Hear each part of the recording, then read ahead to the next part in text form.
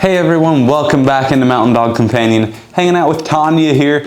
I just wanted to do a quick video talking about what an adult Bernedoodle looks like.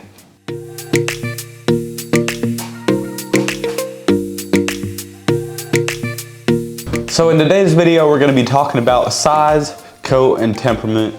We'll kind of go through each category individually, talking about and kind of using her as an example going through today's video. So first up, we're going to talk about the size of these guys and girls. So for her, she's right around the mid 30s, so around 35 pounds.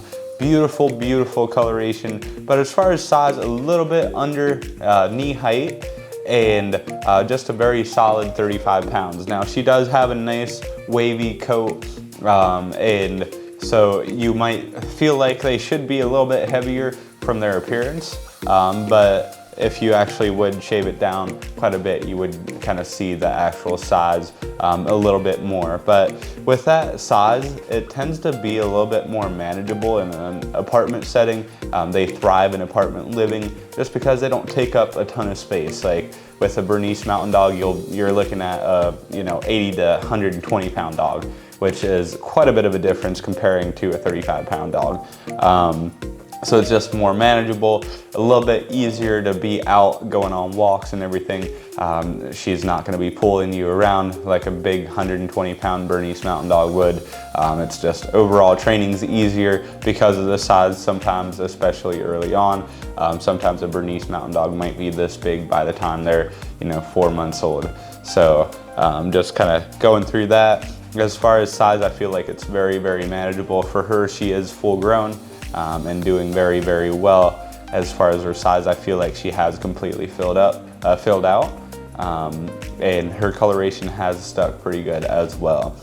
Okay, so moving on to the coloration category here in today's video. So talking a little bit about the different colorations you can get with F1 Bernedoodles, and also kind of talking about what she is in general. So most times you'll see two different categories. So you'll see, for sure with the first generation, so you'll see your tricolor, which is your standard tricolor, which is black, white, and tan. That's exactly what she would be.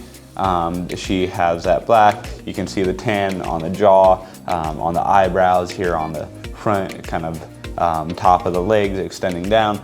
And then she has that white blaze in between her eyes, white nose, kind of muzzle, and then of course the majority of her body is black.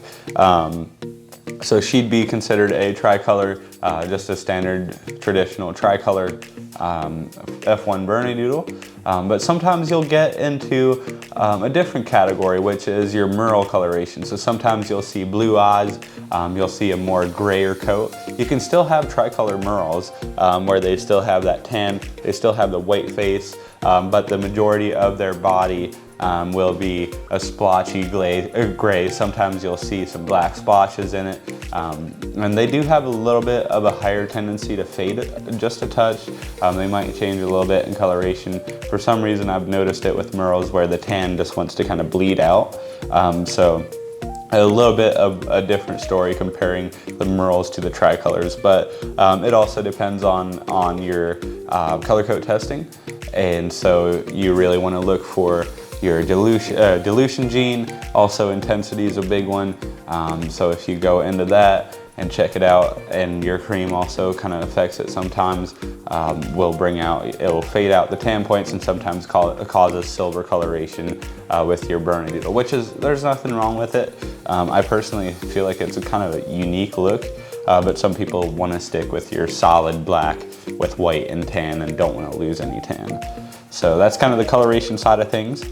Moving on to their temperament and personality, I feel like they kind of get the best of both worlds. So the Bernese Mountain Dog and the Poodle are top 20 with AKC when it comes to intelligence. So as far as the intelligent and trainability side, definitely very easy to train as far as like just typically in general. Of course there's some puppies that are harder to train and some that are easier. That's just a general rule of thumb. But as far as these puppies, overall, just kind of an umbrella look here, they do tend to be pretty easily trainable. They do very well with kids, which they definitely get from the Bernese Mountain Dog side of things. Bernese Mountain Dogs are phenomenal with families, with kids, with young children and teenagers, just of all ages. They do great with people. They do very well in high density, like as far as cities, just because of all the people. They're very people friendly, just extremely driven towards people. And they do have a little bit of a higher drive comparing to the Bernese Mountain Dog. So sometimes you'll be it'll be a little bit easier to teach a higher category of tricks and commands just because of that higher drive and higher energy. So you'll definitely see that sometimes the Bernese Mountain Dog wants to be a little bit lazy and doesn't want to perform, which is completely fine. It's part of the breed. But with the Bernedoodles, you do definitely get a little bit deeper into, or you can get a little bit deeper into those tricks, higher end commands, just a little bit more leaning towards that. So again, guys, just wanted to give you a good idea of what to expect when you're buying or adopting a mini Bernedoodle. This would be an F1 mini Bernedoodle, so Dad was around 12 pounds. Reboot. So again, guys, just wanted to do a quick video here talking about the F1 Bernedoodle. This is a mini. You can also get them in the Moyen size, and you can also get a standard Bernedoodle. But for her specifically, she is a mini, or considered a mini, and she is right around 35 pounds. So it'll give you a really good idea of what to expect when looking for an F1 Bernedoodle, or if you're considering different breeds. This will give you a good feel for your F1 Bernedoodle size, temperament, and coloration. So thanks again, guys, for tuning in today's video. I'll look forward to seeing you guys next time. If you have any questions, feel free to comment below. Hit the like button if you do or have enjoyed the video so far. And feel free to reach out to me with any questions whatsoever. My name's Jay Miller here at Mountain Dog Companion. My number is 330-234-0102. Have a great rest of your day. We'll see you guys next time.